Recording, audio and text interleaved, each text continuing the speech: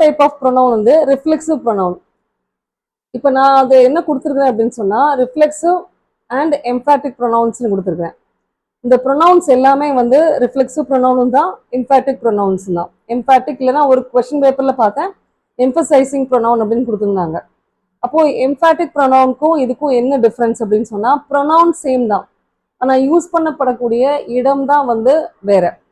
இப்போ reflexive pronoun அப்படின்னு சொன்னால் என்ன அப்படின்னு சொன்னால் அந்த சென்டென்ஸில் இப்போ ஐ அப்படின்னு யூஸ் பண்ணுறீங்க அப்படின்னு சொன்னால் அந்த ப்ரொனவுன் வந்து பர்சனல் ப்ரொனவுன் ஐ வந்து மை செல்ஃப் அப்படின்னு சொல்லி அந்த சென்டென்ஸில் எங்கேயோ ஒரு இடத்துல ரிஃப்ளெக்ட் ஆகும்.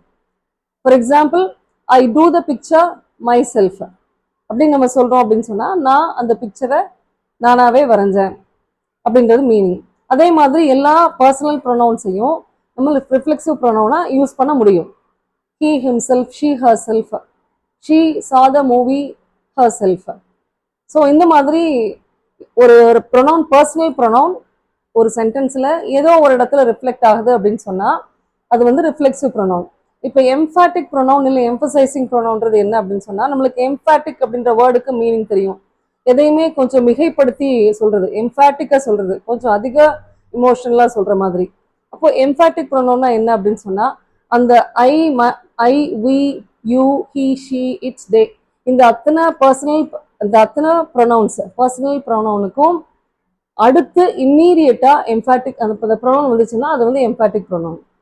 இப்போ யாராவது உங்ககிட்ட இது யார் பண்ணா, நீங்க நல்லா சமைச்சிருக்கீங்க, இது யார் சமைச்சா அப்படின்னு கேட்டா I my self did it, நான் நானாவே செஞ்சேன் அப்படின்னு சொல்லுவோம். இந்த படம் ரொம்ப அழகா இருக்கு, இந்த டிராயிங் ரொம்ப அழகா இருக்கு, யார் டிரா பண்ணா அப்படின்னு கேட்டா I my self true the picture அப்படின்னு சொல்லுவோம். அந்த மை செல்ஃப் வந்து மை செல்ஃபோ இல்லை அவர் செல்ஃப்ஸோ இந்த ரிஃப்ளெக்சிவ் ப்ரொனவுன்ஸை நம்ம நீங்கள் ஆர்டினரி பர்சனல் ப்ரொனவுன்ஸ்க்கு அடுத்து எழுதுறப்ப அது வந்து எம்ஃபாட்டிக் ஆகிடுது.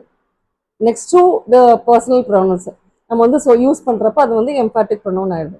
So that's a difference between reflexive pronoun and emphatic pronoun. இந்த செல்ஃப் அப்படின்னு வரக்கூடிய ப்ரொனவுன்ஸ் எல்லாமே வந்து அந்த சென்டென்ஸில் எங்கேயோ வர்றப்ப தட் பிகம்ஸ் ரிஃப்ளெக்சிவ் ப்ரொனவுன்.